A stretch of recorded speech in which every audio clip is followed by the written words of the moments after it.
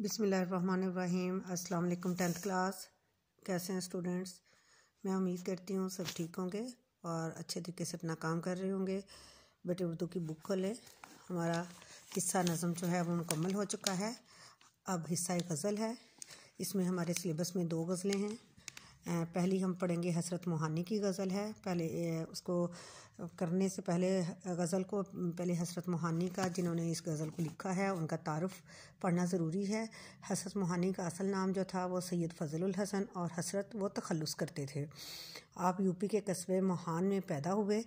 یہ آپ کو تعارف اس لیے پڑھایا جا رہا ہے تاکہ اب جب آپ نے کوئی بھی شعر آپ کو آئے، تشریح کرنے سے پہلے آپ نے جو شاعر ہے اس کے بارے میں تھوڑا بہت لکھنا ہے، ان کے بارے میں بتانا ہے، اور پھر آپ نے آگے تشریح کرنی ہے، ٹھیک ہے۔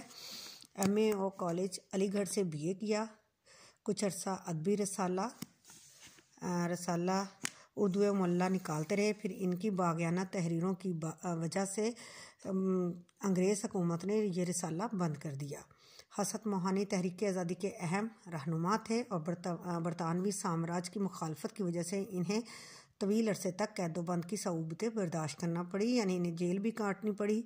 اس زمانے میں قید بامشقت انتہائی سخت اور تکلیف دہ ہوتی تھی۔ روزانہ 1 من گیہوں دستی چکی پر پیسنا پڑتا تھا، یعنی ایسے دانے گندم جو تھی وہ اس کو جو ہاتھ کی بنی ہوئی چکیاں ہوتی ہیں اس پہ پیسنا پڑتا تھا۔ یہ ان سے مشقت کا کام لیتے تھے۔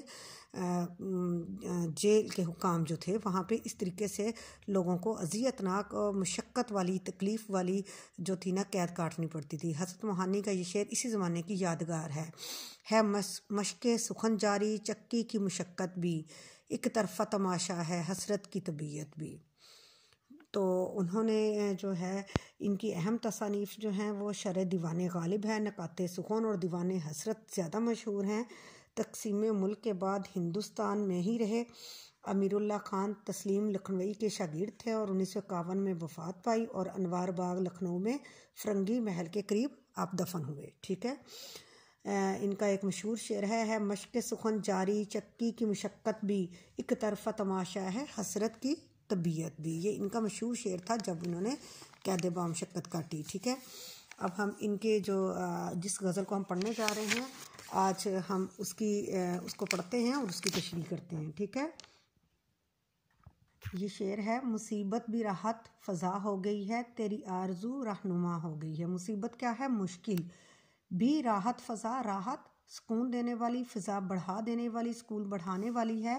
تیری آرزو یعنی تیری خواہش رہنما ہو گئی ہے، راہبر بن گئی ہے، ہمیں راستہ دکھانے والی بن گئی ہے۔ یہ کس کو مخاطب ہے غزل کو؟ غزل میں عاشق جو ہے وہ اپنے محبوب کو مخاطب ہو کے کہہ رہا ہے کہ مجھے محبوب کی طرف سے ملنے والی ہر تکلیف جو ہے خوشی کو بڑھانے کا سبب بن گئی ہے۔ دل میں محبوب کی چاہت کا پیدا ہونا ہر عاشق کے لیے رہنمائی ثابت ہو گئی ہے، ٹھیک ہے۔ اب ہم نے اس کی تشریح کرنی ہے۔ ہم نے پہلے شاعر کے بارے میں تھوڑا سا لکھنا ہے، ان کے تعارف، ان کے بارے میں۔ رئیس المتغزلین کے عظیم لقب کے حامل شاعر، جنہیں زمانہ حسرت موہانی کے نام سے جانتا ہے، وہ اس شعر کے پہلے مصرعے میں محبوب کی طرف سے ملنے والی ہر مشکل اور تکلیف کو اپنے لیے باعث راحت جانتے ہوئے خوشی کا اظہار کرتے ہیں۔ حسرت اپنے محبوب سے مخاطب ہیں کہ اے محبوب، جب سے تمہارا اور میرا تعلق شروع ہوا ہے، مصائب تکلیف کا ایک نہ ختم ہونے والا سلسلہ شروع ہو گیا ہے۔ جیسے آپ کو پتہ ہے کہ یہ جو عشق ہوتا ہے یہ اتنا آسان نہیں ہوتا، اس کے راستے میں بہت سی تکلیفیں، صعوبتیں، مصیبتیں آتی ہیں۔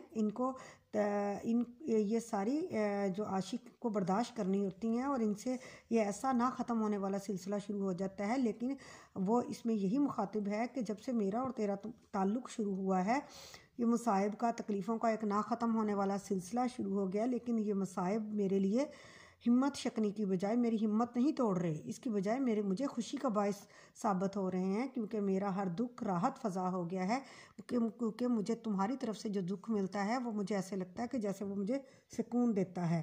بقول شاعر طبیعت ہی درد آشنا ہو گئی، دوا کا نہ کرنا دوا ہو گیا۔ دوسرے مصرعے میں شاعر محبوب کے عشق میں